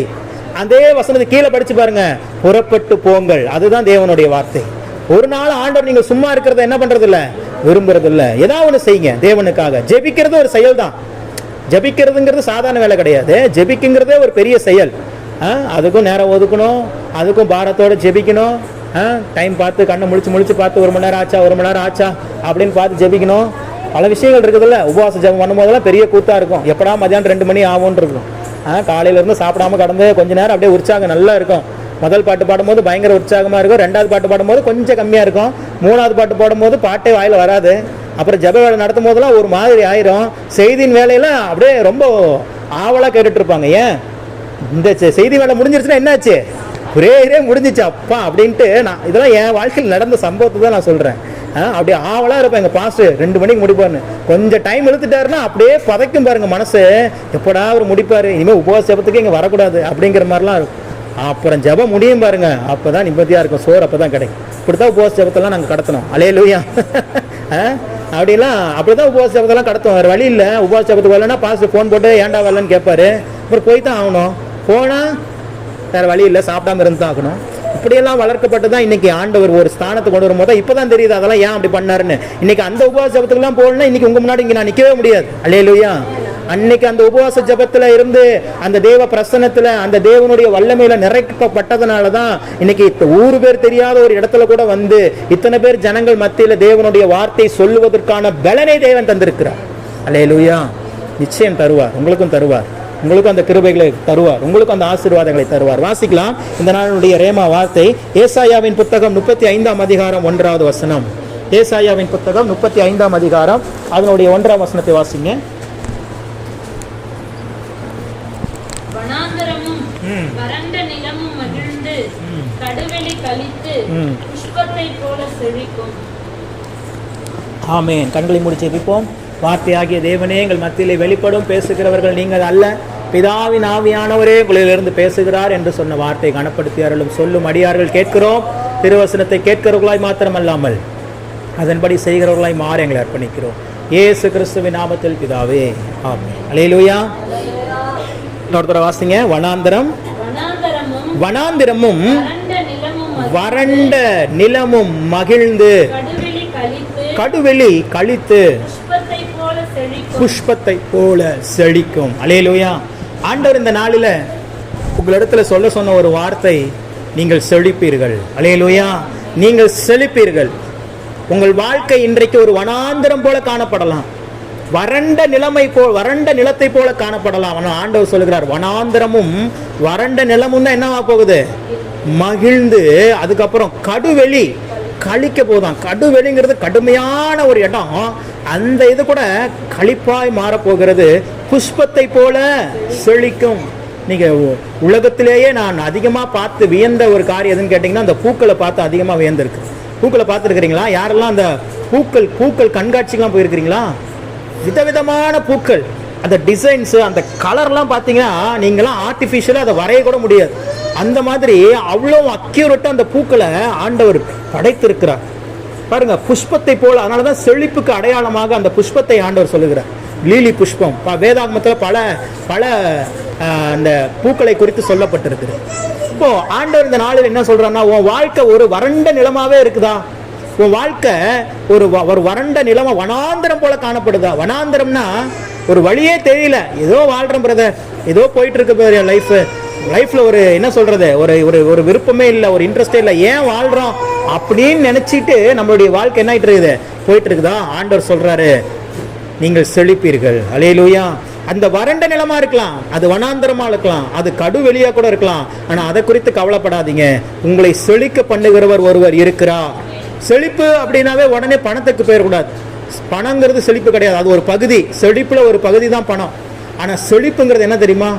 ஒரு குடும்பத்துல அன்னைக்கு தேவையான 3 வேளை உணவு கிடைத்து, உடுத்துவதற்கு நல்ல ஒரு உடை கிடைத்து, தங்குவதற்கு மழையோ வெயிலோ எதுவும் படாம தங்குவதற்கு நல்ல ஒரு உறைவிடத்தை கொடுத்து, ஒருவருக்கு ஒருவர் புரிந்து கொண்ட ஒரு மனைவியை பெற்றுக்கொண்டு, ஒரு கணவனை பெற்றுக்கொண்டு, கீழ்ப்படுகிற பிள்ளைகளை வைத்துக்கொண்டு வாழ்றாங்க பார்த்தீங்களா சந்தோஷமா. அதுக்கு பேர் தான் செழிப்பு. அல்லேலூயா. நம்ம நினைச்சிட்டு இருக்கிறோம் பெரிய பண வசதிகள், பெரிய சொத்து பத்து வச்சிருக்கிறவங்க, பெரிய கார் வச்சிருக்கிறவங்க எல்லாம் செழிப்பா இருக்கிறாங்கன்னு நினைக்கிறோம். இல்ல, அவங்க குடும்பத்துல இன்னும் பிரச்சனைகள் இருக்குது, அவங்க குடும்பத்துல இன்னும் வியாதிகள் இருக்குது. எத்தனையோ ஆஸ்பத்திரியோட பார்க்குறேன், பெரிய பெரிய பணக்காரர்கள் பார்க்குறேன், காரில் தான் கொண்டு வந்து இறக்குறாங்க. கொண்டு வந்துட்டு என்ன வியாதினே தெரியல, ஆஸ்பத்திரியில் அட்மிட் பண்ணி லட்சங்களை செலவழிக்கிறாங்க. எத்தனைங்களா லட்சங்களை பணங்களை செலவழிக்கிறாங்க. அப்போ அந்த பணமோ அந்த நகையோ அந்த சொத்தோ அவங்களுக்கு சரீரத்தில் ஒரு சுகத்தை கொடுக்கல. எல்லாம் சம்பாரிச்சு சேர்த்து வச்சு இப்போ எங்கே தான் கொடுத்துட்டு இருக்காங்க? ஆஸ்பத்திரிக்கு கொடுத்துட்டு இருக்கிறாங்க. தேவன் அப்படிலாம் நமக்கு இல்லாதபடி வச்சிருக்கிறார் பாருங்க, அதுதான் செழிப்பு. அல்லேலூயா. நான் கடந்த நாட்களில் கூட சொன்னேன்னு நினைக்கிறேன், தெரிஞ்ச ரொம்ப வேண்டப்பட்ட ஒரு அண்ணன், அவருடைய மாமனார் திடீரென்று நெஞ்சு வலியில் ஹார்ட் அட்டாக்ல அட்மிட் ஆனார். எங்க காவேரி ஹாஸ்பிட்டல்ல கோயம்புத்தூர்ல. ரொம்பலாம் இல்லை, ஒரு 10 லட்ச ரூபா செலவாயிடுச்சு. எவ்வளோ? 10 லட்சம். அந்த ஓப்பன் ஹார்ட் சர்ஜரி பண்ணிட்டு வந்ததுக்கு நல்லா இருந்தாரு, திடீர்னு நெஞ்சு வலி வந்துருச்சு. ஆஸ்பத்திரிக்கு போய் அட்மிட் பண்ணாங்க. நிலைமை ரொம்ப மோசமா இருக்குது, ஓப்பன் ஹார்ட் சர்ஜரி பண்ணாதான் பொழைக்குன்னு சொல்லிட்டாங்க, வேற வழி இல்லை. ஆனால் ஆள் வந்து பயங்கரமா பத்திரப்பதிவு துறையில ரெஜிஸ்டரா வேலை செஞ்சவர், எவ்வளவோ சம்பாதிச்சிருப்பார், சம்பாதிச்சு சேர்த்து வச்சுட்டாரு. ஆனா அவ்வளோ சம்பாதிச்சு சேர்த்து வச்ச காசு திடீர்னு ஒரு 10 லட்சம் ஒரு 2 நாள்ல காலி ஆயிப்போச்சு. அல்லேலூயா. நீங்க யோசிச்சு பாருங்க, நம்மளுக்கு 2 நாள்ல ஒரு 10 லட்ச ரூபா செலவு வந்தா என்ன ஆகும்? இருந்தா தானே செலவழிக்கிறதுக்கு. இல்லையே, 10 லட்சம். அதான் சொல்றேன். அப்போ இப்ப இந்த இடத்துல யார் பெஸ்ட்னு நினைக்கிறீங்க? சார், அவன்கிட்ட கோடிக்கணக்கில் பணம் இருக்குது சார், ஆனால் அவனால் நல்லா சாப்பாடு சாப்பிட முடியாது, நெஞ்சு வலி வந்துருச்சு, ஓப்பன் ஹார்ட் நெஞ்சே 2ஆ கிழிச்சு ஆப்ரேஷன் பண்ணி தைச்சு வச்சுட்டாங்க. ஒரு இடத்துக்கு வேகமாக ஓட முடியாது, நான் ஓட முடியும், அவன் ஓட முடியாது. நான் விரும்பினதை வாங்கி டபக்குன்னு சாப்பிட முடியும், அவன் சாப்பிட முடியாது. எண்ணெய் பலகாரம்பா, அங்கே சுகர் வந்து சர்க்கரை சாப்பிட முடியாது. இன்னைக்கு நான் எல்லாம் சாப்பிடலாம், என் கையில் காசு தான் சார் இல்லை, ஆனால் நான் ஆரோக்கியமாக இருக்கிறேன், எனக்கு நல்ல குடும்பத்தையும் பிள்ளைகளையும் தந்திருக்கிறாரு, நான் நல்லா இருக்கிறேன். இப்போ எங்கள் 2 பேர்த்துல யார் பெஸ்ட்டு? அதுதாங்க. ஒரு பணமோ ஒரு நகையோ ஒரு சொத்தோ ஒரு மனிதனை செழிக்க வைக்க முடியாது. கர்த்தர் நினைத்தால் மாத்திரம்தான் ஒரு மனுஷனை செழிப்பா வைக்க முடியும். கர்த்தர் நினைச்சா மாத்திரம்தான் ஒரு மனுஷனுடைய ஆரோக்கியத்தை சந்தோஷமா வச்சிருக்க முடியும். எத்தனை பேர் சொல்லிட்டே போலாம். இன்னைக்கு ஆண்டவர் சொல்லுகிறார், உங்க வாழ்க்கை செழிக்க போகிறது. அல்லேலூயா. பக்கத்துல பார்த்து சொல்லுங்க, உங்க வாழ்க்கை செழிக்க போகிறது. கவனிங்க, செழிப்புக்கு முன்னானது என்ன அப்படின்னு நீங்க தெரிஞ்சு செழிக்கணும். நம்ம வாழ்க்கை செழிப்பு ஆகணும் அப்படின்னா, நான் சொன்னது போல ஒரு சமாதானம், ஒரு சந்தோஷம், வியாதி இல்லாத ஒரு வாழ்க்கை, கண்ணீர் இல்லாத ஒரு வாழ்க்கை, நெருக்கடி இல்லாத ஒரு வாழ்க்கை, கடன் பிரச்சனை இல்லாத ஒரு வாழ்க்கை வாழணும். அதுக்கு பேர் தான் செழிப்பு. வாழணும்னா என்ன பண்ணுங்கிறது தான் இன்னைக்கு நம்ம தியானிக்க போறோம். அதே வசனத்தை வாசிங்க. வனாந்தரமும் வறண்ட நிலமும் போதும். என்னது? மகிழ்ந்து. இதுதான் முக்கியமான பாயிண்ட். உங்க வாழ்க்கையில நான் சொன்னது போல கடன் இல்லாத, வியாதி இல்லாத, பலவீனம் இல்லாத ஒரு செழிப்பான வாழ்க்கை வாழ வேண்டும் என்று சொன்னால் முதல் படியே நீங்கள் மகிழ்ச்சியா இருக்கணும். சொல்லுங்க, மகிழ்ச்சியா இருக்கு. நான் போன வாரம் கூட சொன்னேன், நீங்க சந்தோஷமா இருக்கிறதுக்கு காரணம் இருக்கணும்னு அவசியமே இல்லை. போன வாரம் சொன்னேன், எல்லாரும் சிரிங்க அப்படின்னு. சிரிச்சிங்க. இன்னைக்கு சிரிங்க, எல்லாரும் சிரிங்க, சிரிங்க. நான்லாம் சிரிக்க மாட்டேன் அப்படிங்கிறீங்களா? சிரிங்க. காரணமே இல்லைல்ல, ஆனால் நான் சொன்னேன்னு சிரிச்சிங்களா? அப்போ ஒரு மனிதனுடைய துக்கமும் சரி, இப்போ நான் கவலைப்படுங்க, அழுவுங்கன்னு சொன்னா கூட ஒரு சிலர் என்ன பண்ணிடுவாங்க, அழுதுருவாங்க. ஏன்னா எதுவுமே நம்ம வார்த்தையின் அடிப்படையில் தான் நடக்குது. நீங்கள் மகிழ்ச்சியா இருப்பதோ, நீங்கள் துக்கமா இருப்பதோ உங்களுடைய மனசை சார்ந்துதான் இருக்கு. நீங்க நினைச்சா உங்க மனசை சந்தோஷமாவும் வச்சுக்க முடியும், நீங்க நினைச்சா உங்க மனசை கஷ்டமா கவலையாவும் வச்சுக்கவும் முடியும். கவலையை மறந்து, கஷ்டத்தை மறந்து, கடவுளை நம்பி மகிழ்ந்து வாழ்ந்தாதான் உங்க வாழ்க்கையில செழிப்பு உண்டாகும். அதனாலதான் இந்த இடத்துல சொல்லப்பட்டிருக்குது, வனாந்தரமும் வறண்ட நிலமும் ஃபர்ஸ்ட் என்னதான் செய்யுது? மகிழ்குது, மகிழ்ந்து சந்தோஷமாகுது. சந்தோஷம் வந்துருச்சுன்னா அந்த இடத்துல அடுத்து என்ன வந்துடும்? செழிப்பு வந்துடும். யானை வரும் பின்னே, மணி ஓசை வரும் முன்னே. பின்னேவா முன்னேவா? முன்னே. யானை வரும், அதுக்கு முன்னாடியே சவுண்ட் வந்துடும், கட கட கட கட. இங்கெல்லாம் மாடு மேய்க்கிற உங்களுக்கு தெரியும், ஒரு இது போட்டிருப்பாங்க சலங்க. மாடு எங்க இருக்குன்னே தெரியாது, எங்கேயா போய் சிக்கிக்கும். ஆனா அந்த சத்தத்தை வச்சே போவாங்க. ஆட்டுக்கும் அதே மாதிரி கழுத்துல ஒரு அழகா ஒரு குட்டியா மணியை கட்டி விட்டுருவாங்க, அது எங்க போனாலும் கண்டுபிடிச்சிடலாம். அது மாதிரி அந்த சத்தம். அது மாதிரி தான் உங்க வாழ்க்கையில நீங்க செழிப்பை விரும்புறீங்க அப்படின்னா, உங்க வாழ்க்கையில ஒரு மகிழ்ச்சியான வாழ்க்கையை விரும்புறீங்கன்னா, கடவுள் கொடுக்க ரெடியா தான் இருக்கிறாரு. அதை பெற்றுக்கொள்வதற்கு வழி என்னன்னா, நீங்கள் மகிழ்ச்சியா இருக்கணும். நீங்க நினைக்கலாம், என் பிரதர் எனக்கு இருக்கிற பிரச்சனைக்கு நான் சந்தோஷமா இருக்க முடியுமா? எனக்கு எவ்வளவு பிரச்சனை இருக்கு உங்களுக்கு தெரியுமா? நான் எவ்வளவு நெருக்கடியில் இருக்கிறேன் தெரியுமா? நான் பாடுபட்டு இருக்கிறேன். இந்த வார்த்தை எல்லாத்துக்கும் பொருந்தும். நான் படுற கஷ்டம் மாதிரி இந்த உலகத்துல யாருமே பட்டிருக்க மாட்டாங்கன்னு எல்லாருமே சொல்லுவாங்க. ஆனா எல்லாருமே பாட்டுட்டு தான் இருக்கிறோம், இல்லையா? இல்லையா? இருக்கா இல்லையா? எல்லாருக்கும் பாடுகள் உண்டு. யாருக்கு பாடுகள் இல்லை? யாருக்கு பிரச்சனைகள் இல்லை? எல்லாருக்கும் பாடுகள் இருக்குது, எல்லாருக்கும் பிரச்சனைகள் இருக்குது, எல்லாருக்கும் கடன் இருக்குது, எல்லாருக்கும் அவமானங்கள் இருக்குது. கூட இருக்கிறவங்களே குழி பறிக்கிறாங்க நம்மளுக்கு. நம்ம முன்னாடி நல்லா பேசுறாங்க, நம்ம போன பிறகு நம்மளை திட்டுறாங்க. நம்ம பேசாததை, சொல்லாததை, இல்லாததை, பொல்லாததை நம்மளை குறித்து தவறா பேசுறாங்க. இப்படி பலவிதமான பாதைகள் வழியா தான் நம்ம கடந்து வருகிறோம். உலகத்தான அப்படிதான் கடந்து வருகிறான். ஆனா அவனுக்கு இல்லாத ஒரு ரகசியம் நமக்கு தெரியும். என்ன தெரியுமா? மகிழ்ச்சி. என்னது? மகிழ்ச்சி. எப்பங்க ஒருத்தருக்கு சந்தோஷம் வரும்? அவங்க வாழ்க்கையில விரும்பினது எல்லாமே கிடைச்சிருச்சுன்னா சந்தோஷம் வரும். இப்போ எனக்கு எப்போ சந்தோஷம் வரும்? இங்கே அலந்தலூர்ல நான் சந்தோஷமா தான் இருக்கிறேன் எப்பயுமே. I am always happy. எதை குறிச்சும் கவலை இல்லாத ஒரு வாலிபன் நான். அல்லேலூயா. கவலையே படாத வாலிபன் நான். ஆமா. ஆனா கடன் பார்த்தீங்கன்னா இருக்குது, பல லட்சங்கள்ல இருக்குது கடன். அடுத்து என்ன பண்றதுங்கலாம் தெரியாது, அடுத்து பிள்ளைகள் அதெல்லாம் எதுவுமே தெரியாது. ஆனா மகிழ்ச்சியா இருக்கிறேன். ஏன் தெரியுமா? இது என் குடும்பம் இல்லை, இது அவர் குடும்பம்னு அவர்கிட்ட ஒப்படைச்சாச்சு. அல்லேலூயா. எப்படி சபையை அவர் தான் ஓனரு, நான் சும்மா லேபருங்கோ அப்படின்னு ஒப்பு கொடுத்தனும், அதே மாதிரி என் குடும்பத்தின் தலைவர் கிறிஸ்து. என் குடும்பத்தின் தலை அவர். அப்போ சரீரம் தான் நாங்க. தலை என்ன கரெக்டா இருந்துக்குங்க, தலை கரெக்டா நம்மளை செயல்படுத்தும். அவர் நமக்கு தேவைகளை அன்னன்னைக்கு தேவையான தேவைகளை சந்திப்பார். ஏற்ற வேளையில கடன்களை எல்லாம் நீக்குவார்.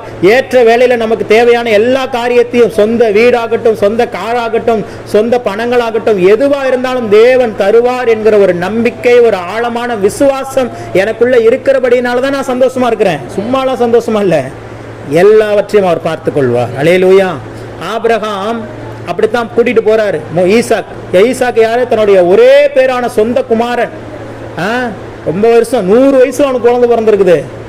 சாதாரணமானவன் இல்லை ஈசாக்கு. அவனை பலியிடுவதற்காக ஆண்டவர் சொல்லிட்டாரு, கூட்டிட்டு போயிட்டு இருக்கிறான் மலைக்கு. அவன் சொல்றான், குட்டி பையன், எனக்கு தெரிஞ்சு ஜாகின் மாதிரி இருந்திருக்கலாம் ஈசாக்கு.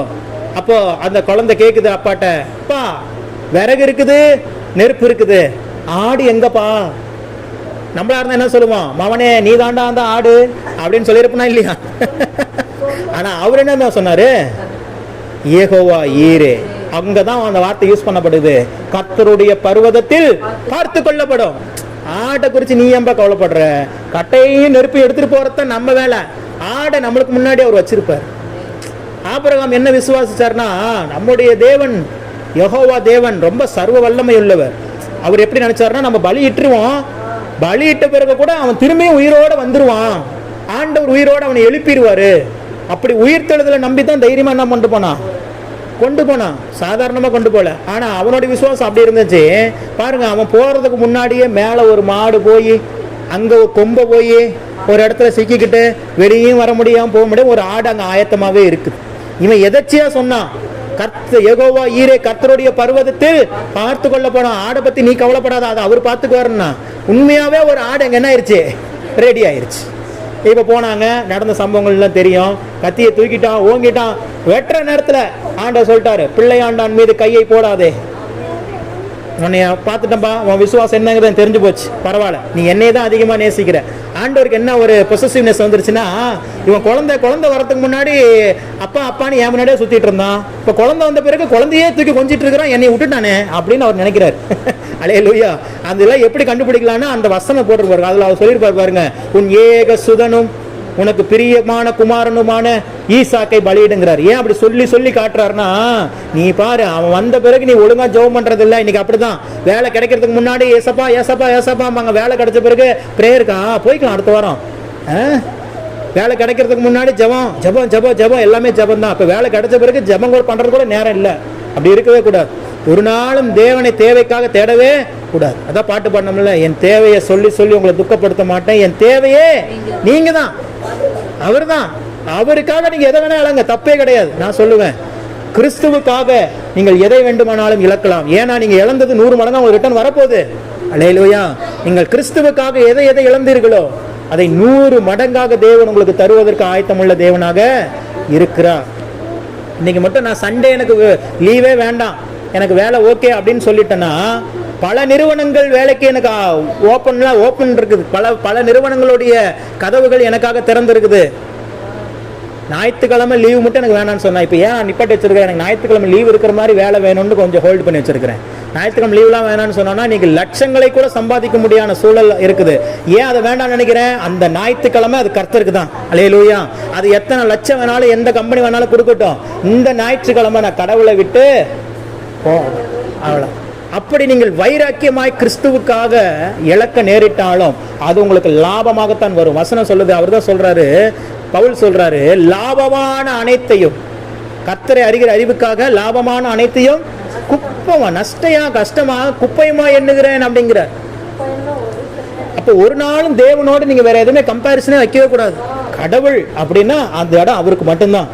அந்த இடத்த வேற யாரையும் அதை என்ன பண்ண முடியாது, ஃபில் பண்ணவே முடியாது. அப்போ செழிப்புக்கு முன்னாடி இருக்கிற ஒரே ஒரு காரியம் எதுன்னு கேட்டீங்கன்னா மகிழ்ச்சி. சொல்லுங்க, மகிழ்ச்சி. அப்போ மகிழ்ச்சியா இருந்துட்டீங்க அப்படின்னா, அந்த மகிழ்ச்சிங்கிறது ஃபர்ஸ்ட் எதை குறிக்குதுங்கிறது நீங்க தெரிஞ்சுக்கணும். மகிழ்ச்சி எதனுடைய வெளிப்பாடு தெரியுமா?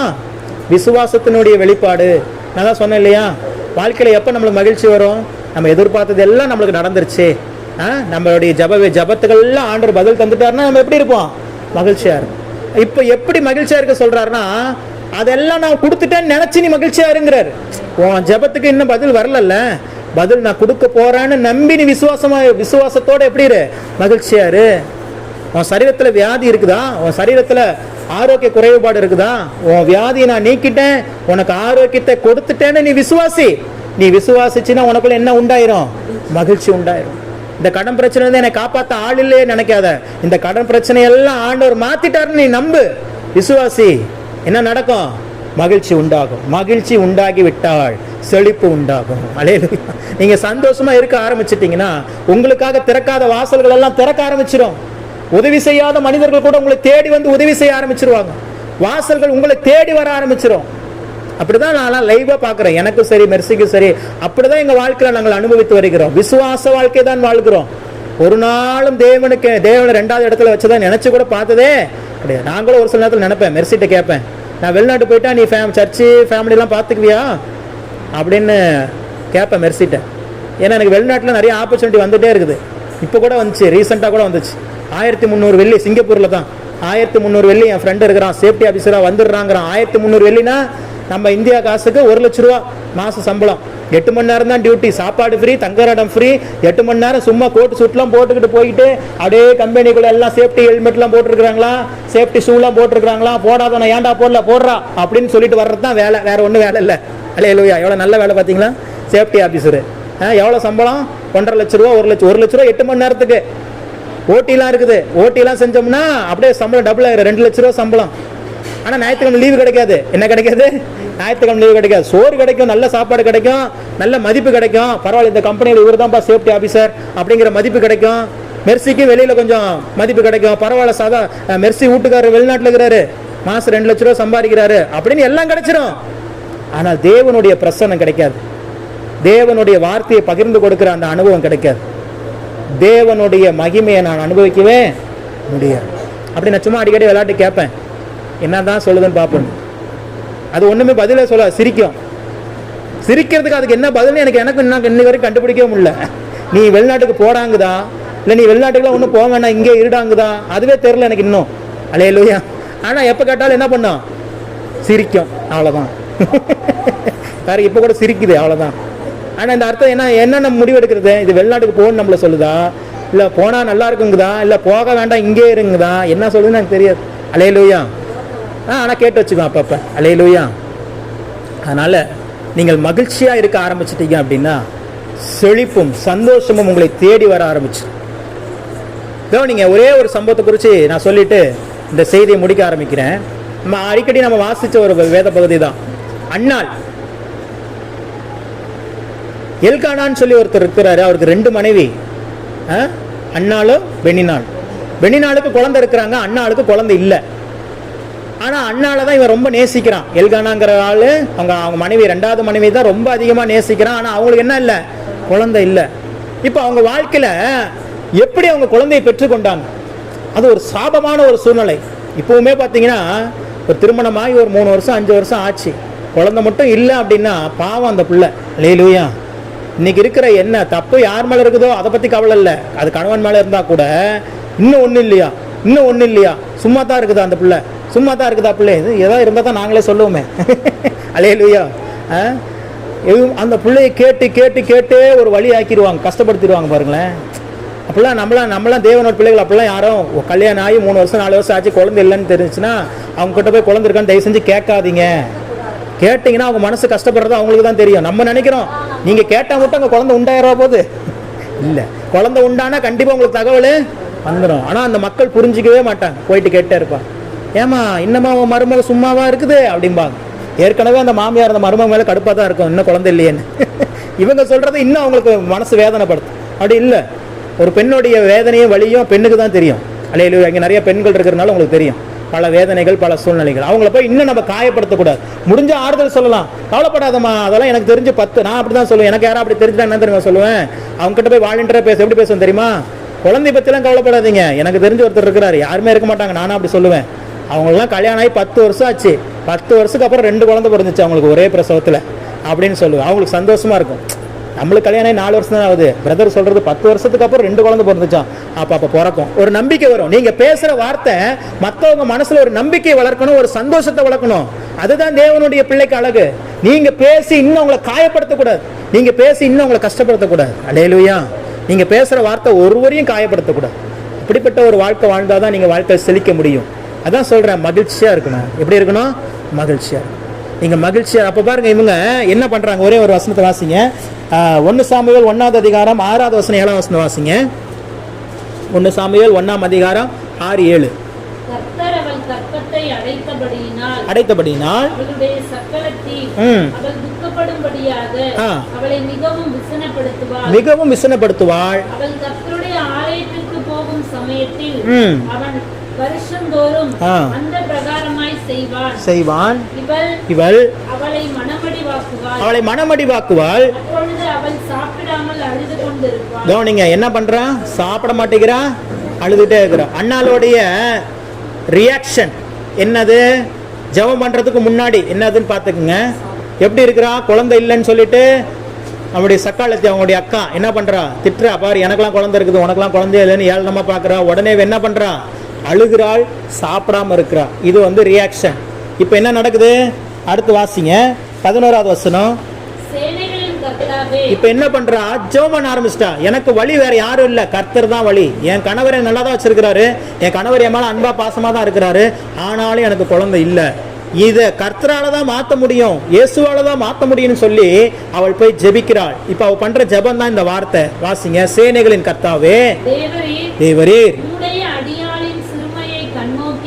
கண்ணோக்கி பார்த்து அடியாளை மறவாமல் நினைந்தருளி ஒரு ஆண் பிள்ளையை கொடுத்தால்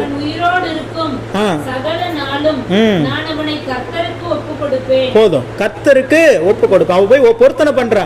ஆண்டவரே, நீங்க என்னுடைய சிறுமையை கண்ணோக்கி பார்த்து எனக்கு ஒரு ஆண் பிள்ளையை கொடுங்கன்னு சொல்லி கேட்கிறா. இப்ப ஜெபம் பண்ணிட்டா. இப்ப ஜெபத்துக்கு என்ன பதில் வருது? என்ன வசனம்? 17வது வசனத்தை வாசிங்க. அதற்கு ஏலி, சமாதானத்துடனே போ, நீ இஸ்ரவேலின் தேவனிடத்தில் கேட்ட உன் விண்ணப்பத்தின்படி அவர் உனக்கு கட்டளையிடுவாராக. பதில் வந்துருச்சு.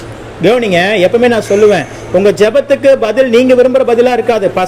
ஃபர்ஸ்ட் ஜெபத்துக்கு வார்த்தை தான் பதிலா வரும். என்ன வரும்? பாருங்க, இப்பவும் அவளுக்கு கர்ப்பத்துல கருத்தரிக்கல, ஆனா ஒண்ணு, தேவனுடைய மனிதனிடத்திலிருந்து ஒரு வார்த்தை வந்து விட்டது.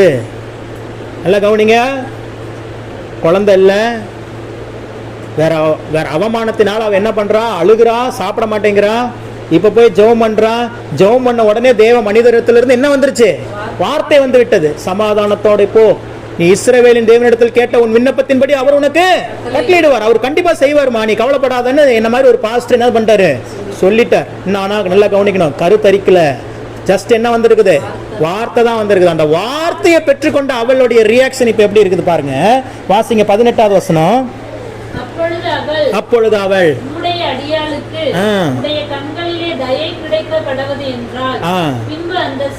பின்பு அந்த ஸ்திரீ இதுக்கப்புறம் எப்படி இருக்கிறான்னு பாருங்க. பின்பு அந்த ஸ்திரீ புறப்பட்டு போய் போஜனம் செய்தால் அப்புறம் அவள். இதுதாங்க ரியாக்ஷன், இதுதாங்க விசுவாசம். எல்லாம் கவனிங்க. இப்பவும் அண்ணாள் வந்து மலடி தான். இப்பவும் அண்ணாளுக்கு என்ன இல்ல? குழந்தை இல்லதான். ஆனா இதுக்கு முன்னாடி என்ன பண்ணிட்டு இருந்தா? அழுதுகிட்டு இருந்தா, சாப்பிடாம இருந்தா. ஆனா இப்ப ஜெபம் பண்ணியாச்சு. ஜெபம் பண்ணோட என்ன வந்துருச்சு? வார்த்தை வந்துருச்சு. இப்ப எப்படி பண்றா? போஜனம் பண்ணுகிறாள், துக்க முகமாகவே இருக்கவில்லையா. அவ்வளவுதாங்க, முடிஞ்சிச்சு. அவளுடைய விசுவாசம் செயல்முறைக்கு வந்துருச்சு. இன்னைக்கு உங்க விசுவாசம் செயல்முறைக்கு எப்ப வரும்? செயல்ல காமிக்கணும் உங்க விசுவாசத்தை. அவ காமிச்சா. அவளுக்குள்ள என்ன நம்பிக்கை? நான் ஜெபம் பண்ணிட்டேன், வார்த்தையும் தேவ மனிதன் மூலமா வந்துருச்சு, கண்டிப்பா எனக்கு குழந்தை வந்துடும் சொல்லிட்டு சாப்பிடாம இருந்தவ என்ன பண்ண ஆரம்பிச்சிட்டா? போய் சாப்பிட ஆரம்பிச்சிட்டா. துக்கத்தோடவே அழுதுகிட்டே இருந்தவ பெண்ண ஆயிட்டா. அவள் அதுக்கப்புறம் துக்கமாவே இருக்கலையா, சந்தோஷமா இருக்க ஆரம்பிச்சிட்டா. அதுதான் சொன்னேன், நீங்கள் மகிழ்ச்சியா இருந்தால் செழிப்பீர்கள். இவள் துக்க முகமா இருக்கவில்லை. இப்ப நடந்தது என்ன செய்தி? அதோடைய பதில் 19-20. அவ்வளவுதான். அடுத்த வசனத்துல வந்துருச்சு. 18வது வசனத்துல அவளுடைய விசுவாசம் செயல்முறைக்கு வந்து விட்டது. 19-20 ஆண்டவர் பதில் செஞ்சிட்டார். என்ன செஞ்சாரு? வாசிங்க 19-20. அவர்கள் அதிகாலையில் எழுந்து கர்த்தரை பணிந்து கொண்டு ராமாவில் இருக்கிற தங்கள் வீட்டுக்கு திரும்பி போனார்கள். எல்கானா தன் மனைவியாகி அன்னாளை அறிந்தார். கர்த்தர் அவனை நினைந்தருளினார். சில நாள் சென்ற பின்பு அன்னாள் கர்ப்பவதியாகி ஒரு குமாரனை பெற்று கர்த்தரிடத்தில் அவனை கேட்டேன் என்று சொல்லி சாமுவேல் என்று பெயரிட்டாள். குழந்தை பிறந்துருச்சு. அல்லேலூயா. பாருங்க எவ்வளவு சீக்கிரமா ஆண்டவர் அற்புதம் செய்யறாரு பாருங்க. அப்போ இதுல நம்மளுடைய ரியாக்ஷன் தான் முக்கியம். நீங்க ஜெபம் பண்றதுக்கு முன்னாடி, ஆண்டவரை பத்தி அறியறதுக்கு முன்னாடி நீங்க சாப்பிடாம இருந்துருங்க, அழுந்துருங்க, அதை பத்தி பிரச்சனை இல்லை. இப்ப நீங்க ஜெபம் பண்ணிட்டீங்களா? உங்களுக்காக, உங்க குடும்பத்துக்காக, உங்க பிள்ளைங்களுக்காக ஜெபம் பண்ணிட்டீங்களா? ஜெபம் பண்ணிட்டீங்க, வார்த்தை வந்துருச்சா? வார்த்தை இன்னைக்கு வருது. நீங்கள் செழிப்பீர்கள். தேவனுடைய ஊழியனாக, தேவனுடைய தாசனாக நான் சொல்றேன், நீங்க உங்க குடும்பத்தோட உங்க பிள்ளைகளோட செழித்து வாழ்வீர்கள். அல்லேலூயா. உங்க வாழ்க்கையில வியாதிகள் இருக்காது, உங்க வாழ்க்கையில் கடன் பிரச்சனைகள் இருக்காது, உங்க வாழ்க்கையில் போராட்டங்கள் இருக்காது. நீங்கள் மகிழ்ந்திருப்பீர்கள், நீங்கள் வாழ்ந்திருப்பீர்கள், நீங்கள் சுகித்திருப்பீர்கள். இப்ப நான் தேவனுடைய வார்த்தை உங்களுக்கு கொடுத்துட்டேன்னா, இப்போ உங்களுடைய ரியாக்ஷன் எப்படி இருக்கிறது பொறுத்து தான் பதில் வரப்போகுது. இப்போ உங்களுடைய ரியாக்ஷன் எப்படி இருக்க போகுது? அந்த அண்ணாளை போல இதுக்கு முன்னாடி இருந்த ரியாக்ஷன் இப்ப இருக்கக்கூடாது. இதுக்கு முன்னாடி நீங்க அழுதுட்டு இருந்திருக்கலாம், இதுக்கு முன்னாடி கவலையோடு இருந்திருக்கலாம், இதுக்கு முன்னாடி வேதனையோடு இருந்திருக்கலாம். இனிமே போன பிறகு வீட்டுல வேதனையோடு இருக்கக்கூடாது, கவலையோடு இருக்கக்கூடாது, கண்ணீரோடு இருக்க கூடாது. சந்தோஷத்தோடு இருங்க. ஆண்டவருடைய வார்த்தை எனக்கு வந்துருச்சு, ஆண்டவர் எனக்கு கண்டிப்பா நன்மை செய்வார்னு மட்டும் நீங்க நம்பி இருந்துட்டீங்கன்னா, அண்ணாளை நினைத்தருளின அதே கர்த்தர் தான் இன்னைக்கு உங்களையும் நினைத்தருள போகிறார். கர்த்தரிடத்தில் இவனை கேட்டேன் என்று சொல்லி அவனுக்கு சாமுவேல் என்று பெயரிட்டாள். நான் சொல்றேன், உங்க வாழ்க்கையில ஒரு புதிய ஆசீர்வாதம் பிறக்கும். அல்லேலூயா. போன வாரம் சொன்னேன், புதிய ஆசீர்வாதம் பிறக்கிற மாதம் இந்த மாதம். 9வது மாதத்துல புதிய ஆசீர்வாதம் உங்க வாழ்க்கையில என்ன பண்ணும்? பிறக்கும். நான் சொல்றேன், உங்க வாழ்க்கையில கட்டாயம் பிறக்கும். புதிய வாசல்கள் உங்களுக்கு என்று திறக்கும். உங்க கடன் பிரச்சனைகளை அடைப்பதற்கு பொருளாதார உதவிகள் உங்களை தேடி வரும். உங்களுடைய வியாதிகள் பலவீனங்கள் மாறுவதற்கு தேவனுடைய உன்னதத்திலிருந்து ஒரு தெய்வீக பலன் உங்க சரீரத்தை தொடும். அல்லேலூயா. அதனால கவலைப்படாம இருங்க. நீங்க பண்றதெல்லாம் ஒண்ணுதான், மகிழ்ச்சியா இருக்கும். சொல்லுங்க, நீங்க மகிழ்ச்சியா மட்டும் இருந்தீங்கன்னா போதும். எதை பத்தியும் கவலைப்படாம எல்லாவற்றையும் எங்க அப்பா பாத்துக்குவார். என்ன பண்ணுவாரு? எங்க அப்பா பாத்துக்குவார். அப்படின்னு ஒரு குழந்தை போலதான். இன்னைக்கு என் பையன் இருக்கிறான், ஜாகின் இருக்கிறான், அவனுக்கு 5 வயசு ஆகுது, எல்கேஜி படிக்கிறான். எனக்கு எத்தனையோ கடன்கள் இருக்குது, எத்தனையோ வாடகை வீட்டில் இருக்கிறேன், இன்னும் எத்தனையோ இருக்குது. ஆனா எந்த கவலையாவது அவனுக்கு இருக்குதா? எப்படி கடன் அடைக்க போறோம்? 1ஆம் தேதி இஎம்ஐ எடுப்பாங்களா எடுக்க மாட்டாங்களா எஸ்பிஐல? இந்த கவலையெல்லாம் எனக்கும் மெர்சிக்கும் தான். பிள்ளைக்கு அந்த கவலை ஏன் இல்ல? எதனால யார் பார்த்துக்குவா? அது மாதிரி தாங்க ஆண்டவர் சொல்றாரு, பரலோக ராஜ்யம் இப்படிப்பட்டவருடையது. நீங்கள் சிறு பிள்ளையை போல் ஆகாவிட்டா அங்க பிரவேசிக்க முடியாது. அப்ப நீங்க பெரிய அப்படி யோசிக்க வேண்டாம், சின்ன பிள்ளையா யோசிங்க. எதுனாலும் யார் பார்த்துக்குவா? அப்பா பார்த்துக்குவா. 32 வயசு இருக்கிறான் ஆல்வினும் அப்பாவுக்கு குழந்தை தான்.